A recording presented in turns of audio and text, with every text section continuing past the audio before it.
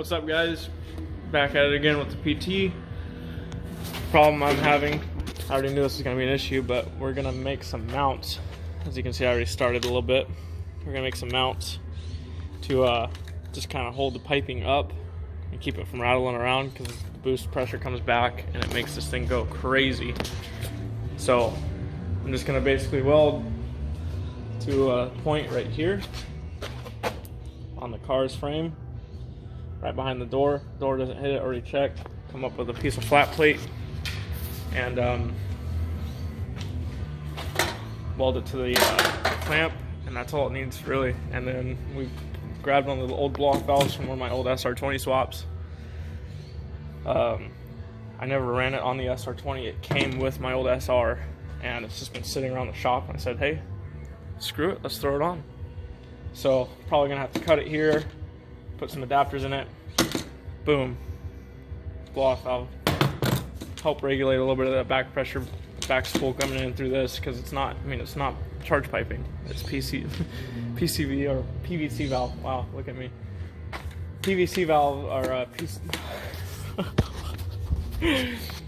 PVC pipe. There we go. It's not meant for this, so we're gonna add a little bit of a relief in there. Blow-off valve should help with that. Keep anything from hopefully popping off. All the pressure will go off the blow-off valve, and hopefully we'll be able to save this for a little bit.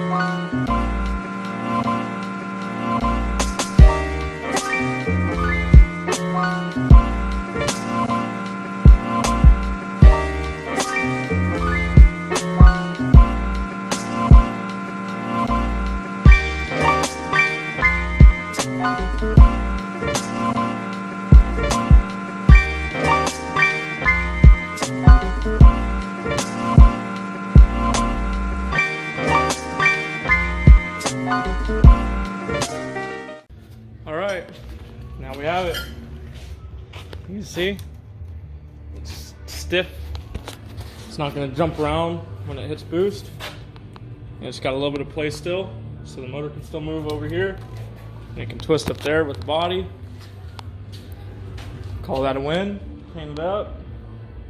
Now I have to get couplers for the blow-off valve, and then we're ready to hit some boost. Get a boost gauge on there too. Probably should. Anyway, later.